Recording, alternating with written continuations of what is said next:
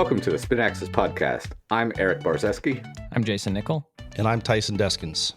Today we're going to talk about some commonly misunderstood concepts that a lot of golfers have. And we're going to talk about three main ones that we each are going to pull in together. Erik's going to go first with his.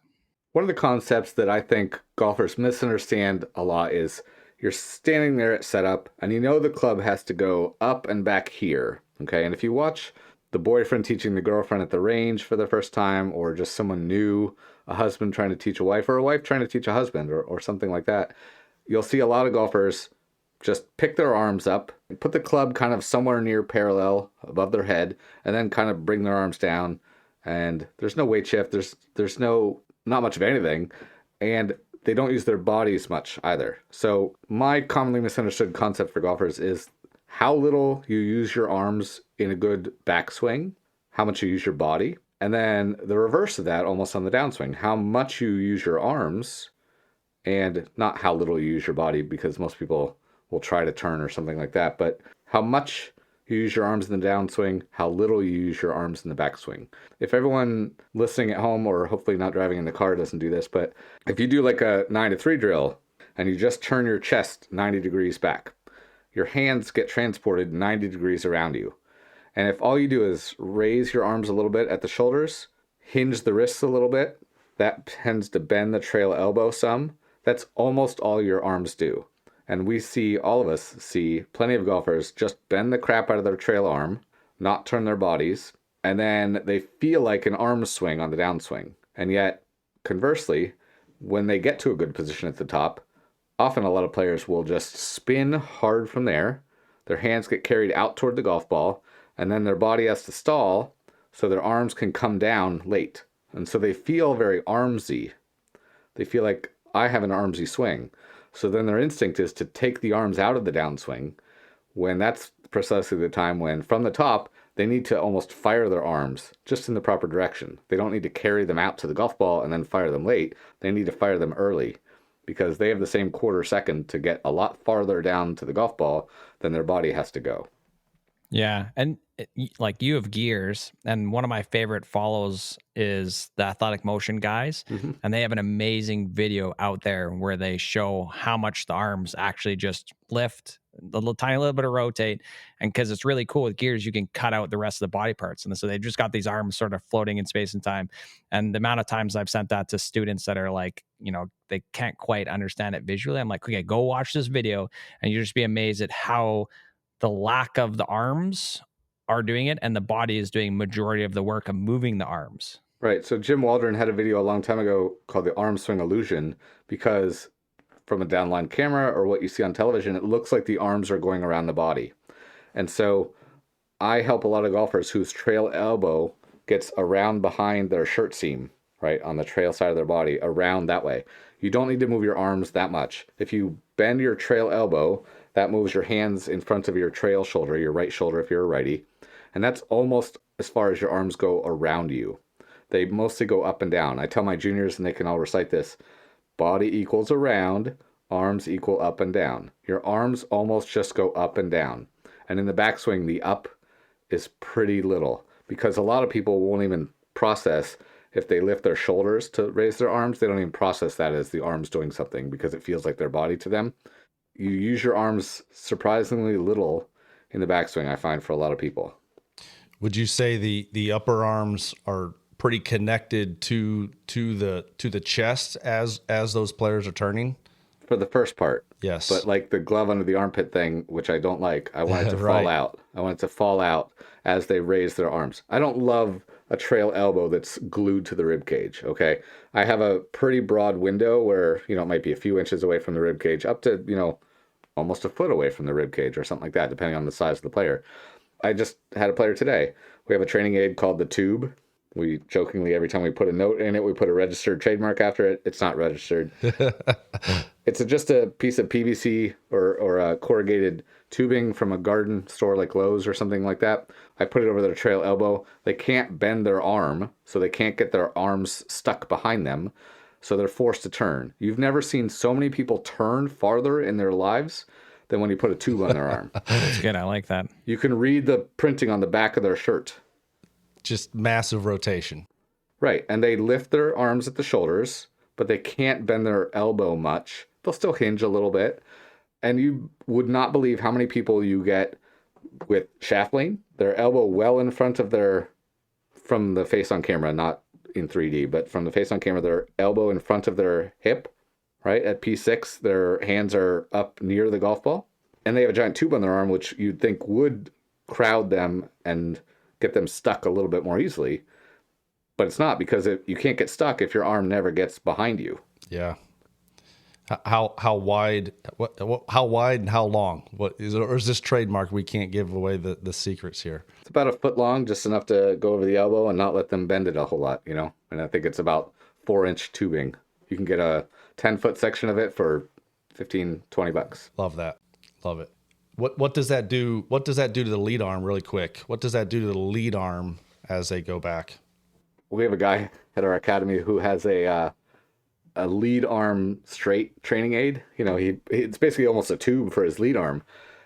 But if you don't bend the trail arm, the lead arm doesn't bend, right? I mean, the golfing machine is extensor action, right? You're pushing out that trail elbow. That's what keeps your lead arm straight.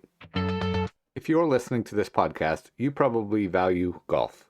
You probably also value your time, which is why I'm here to recommend the Fit for Golf app. The Fit for Golf app, whether you have bands and weights at home or access to a full gym, can customize itself to match your needs, your equipment, your time. You can set the Fit for Golf app to give you workouts 3 days a week using the equipment you have at home, targeting the things you want to improve about your physical fitness, flexibility, strength, speed. You can save 20% on the Fit for Golf app by visiting fitforgolf.app on the web and putting the coupon code SPINAXIS in. Thanks to Fit for Golf for sponsoring this episode. Jayson, what's a commonly misunderstood concept that you see from golfers? Yeah, well, to sort of finish yours is going to be into the downswing, which is the concept of that the hands and maybe even the club, more importantly, does not go directly to the golf ball at the top of the backswing. See so many people that struggle with this. And I don't know if obviously it's got to be a concept where it's like, all right, I finished my backswing. I'm now going to hit this golf ball from this position. And we all know that's not what you want to have happen. Let alone is it the least effective way of bringing the club down to generate the most speed that you can do, right? And getting through to someone. Often talk about like the David and Goliath, that's like the sling, right? Trying to like whip the club around.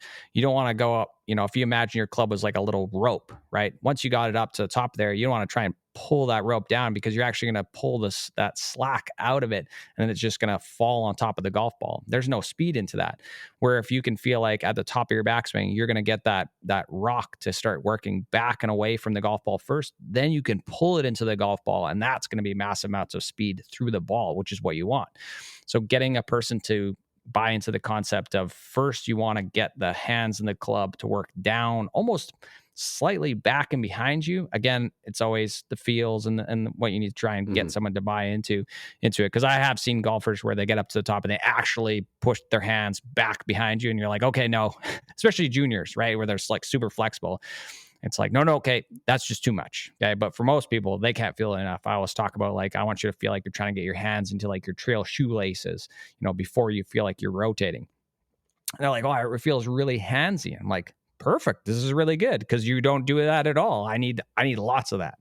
And so once they can get this feeling of, once they get to the top, and, maybe even this, I had this today talking about the backswing isn't at the top of the backswing. You might need to feel like the backswing finishes at like halfway down in what you thought was the downswing. Will give you a little bit more comfort into like feeling like when you put on the speed of the rotation might get your hands and club into a better spot.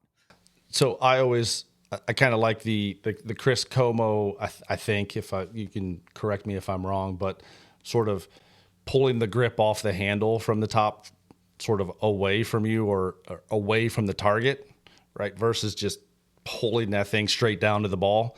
For a lot of people, that's something that I've used in the past to help them with this concept.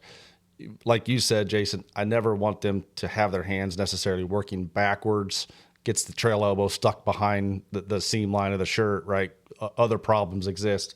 But I think the direction that the force is coming out of the handle in that transition is something that still really confuses a lot of people. Yeah, and I would agree. I often talk about force and torque into the handle for a lot of golfers. And I have a training aid. It's just a club that I put like red tape on one spot and green tape on the other spot. And I say, all right, in your swing right now, especially for people that toss the club from the top, you're putting all this force into this red part of the handle. I want you to feel like, how could you put a little bit more force into the green than you are putting into the red? And all of a sudden you see their eyes light up like, okay, well, that feels like my hands are actually working almost a little bit away from my body. I'm like, okay, give me that plus like 10, right? And that's what we need. So where's the green part and where's the red part on the club? All right. So basically on the club, on the top hand of the club, so your lead hand, sorry, I should say your gloved hand, okay? The green tape is going to be on the top and a little bit onto the inside of that. So let's say like 5-10% into the inside of that, like towards the target. And then the red's underneath that club, right? And then your other one, the red is on the top of the club on your trail hand, and then the green is on the bottom of that club. And what I get people to do is I get them to do this flute drill where they're basically holding onto the club like they're playing a flute, and they'll feel instantly if they're putting pressure into their trail thumb into the club versus, you know, putting that pressure into like the lead hand thumb into the club as they work into like the transition. It's also great for hinging the club too. If you imagine if all you want to do as you work off the golf ball is push the green from your gloved hand down and feel like you're pulling up the green on your trail hand, also works into hinging that club. Right. And I will sometimes show people, like I'll just have a hula hoop, right? And I'll say, okay, the club head traces kind of an arc, right? And so when the club head is vertical, when the shaft is vertical, laterally toward and away from the golf ball, that's as far away as the club head gets from the golf ball. And then as it gets closer to parallel or even short of parallel, right, it's moving back toward the golf ball some.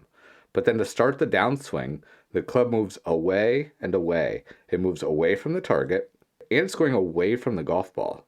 And, you know, you can overdo it and shallow and do all that stuff, but it's moving away from the golf ball because if you did a full 360, it would end up back at the golf ball. So if you've gone past 180 degrees, it's moving back toward the golf ball. So that's, you know, parallel would be 270 degrees. So they're moving it away from the golf ball to start the downswing. Yeah, absolutely. And I think a lot of times those circles that we will see, the tracers, people get confused because there's a lateral shift. So it might look like things got closer, but in reality, it actually got farther away. Yeah, that segues into your commonly misunderstood concept, Tyson, which you have down as lateral force. Absolutely. I think so many people think that sway, you know, they have a misconception of what sway is and how it's created. And so often when we all use, the three of us all use force plates, people you put on the force plates that are swaying have no lateral force. Literally in their setup, you know, they'll have literally 1 to 2% of their body weight in lateral force in their setup. And then it just flatlines and into their backswing. It's nothing on the right foot. The right foot goes to zero. And I'll always tell people, your mass is always going to chase the pressure. And if you're not pushing away, you're going to sway to the right. You have to. And ultimately, I think what I'll sort of get them to do, and what I love what John Eisenman has done with the towel drill, basically, you're just applying more lateral before you swing. When you're ripping the towel apart, you're increasing the amount of lateral you have in your setup. So there's the lateral outward, left, right force, and there's going to be vertical. So now those force vectors start to kick in before you swing. So literally had a guy the other day, he had 1% on his lead foot, 2% on his trail. As he swung, the trail foot went to literally 0. The lead foot dropped to 0.5, literally 0 lateral force. Get him the towel drill. I then stand in front of him on his lead shoulder. I said, as you're doing this, now I push you in your lead shoulder. What do you got to do to not let me push you over? It's like, well, I got to keep pushing harder even with the right foot. So we capture another capture on the plates. All of a sudden, he's literally 15% of his body weight on his trail, 10% on his lead. As he starts, his lead goes to 15. His trail drops slightly and then peaked back up really quickly. 0 mass movement, 0 sway whatsoever. And I think it's just simply because of a misconception of what we have to do to not sway.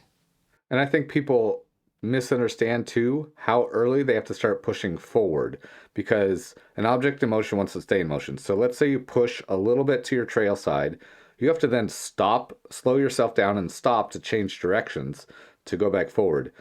I saw a video of a long drive guy where he said his backswing is over at P2. Yeah. Because every moment after that, he's pushing in the downswing direction, both with his body and honestly with his hands and arms and stuff like that, because he's slowing that stuff down and then applying force in the downswing direction. So he feels like his downswing starts at P2, because that's the moment at which he's pushing forward and in the downswing direction with his arms and chest. Yeah. And like you said it, to be ability to show people force when they're not moving. Before I had my force plates, I would use little cereal boxes, and I'll never forget, I had this guy come in and I could see he literally wasn't pushing it in the ground whatsoever, and I had him stand on one. I didn't want to do two at the beginning in case he actually was moving and I was wrong, and he swung, didn't move at all, right? And this is like a slippery, slidey, cereal box cutout. And so I put him on both. And I said, all right, swing, hit me a shot. And he literally, his feet didn't move whatsoever. And he turns and looks at me and goes, pretty good, right? I was like, no, that is not good at all. Like, you should be on your face right now. Yeah. Yeah. So I said, just stand off here to the side. Let me show you how I swing. And so I hit one and I'm just all over the place. And he's like, oh, that looks terrible. I'm like, yeah, that looks terrible because I removed all the friction that I'm creating into the ground. Your swing should look something like this. Obviously everyone's a little bit different, but like you need to be moving to the ground. That's why I hit the ball X amount further than you do. And he's like, oh, I thought I wanted to stay really stable. And I'm like, well, you can stay really stable and still move laterally and put force into the ground. That builds up the speed in your swing. And now he's cuckoo for Cocoa Puffs, right? Absolutely. That's right. That's right. Cheerios. And I heard John Eisman say this, and when he said it, it was one of those moments where I'm like, hey, stop, say that again. And what he said was, if you're not using the ground in your setup, it's too late. Like if you're waiting to apply the force once you start swinging, you're never going to apply it soon enough, to Erik's point. Like people don't realize how quick you actually have to do that. And I think lateral force is already tough enough. It's tough for me to generate a lot of lateral force. If you're not trying to generate more from the setup, it's going to be really tough. And I will get people that will say, man, I really feel my glutes and my hamstrings as I'm trying to apply that force in the setup. I'm like, yes, that's what you need to feel. Yeah, those are muscles. We want those. That's exactly right. Muscles and cereal. Yeah. Muscles and cereal. I'll just say, just like so many of our previous episodes, I think we could probably talk about many of these things for hours, but for now, that's going to do it. As always, we want to thank everyone for listening. Go hit that subscribe button. If you haven't yet, what are you waiting for? At the end of the day, hit that subscribe button so you get notified when our next episode is live, and tell all your friends about the Spin Axis podcast. All of your friends. Yeah. And your family too, even though they might not be your friends. All right. Really great episode, guys. Remember, you can find us on social media at the Spin Axis, and online you can find us at thespinaxis.com. Thank you for listening. We'll talk to you next time.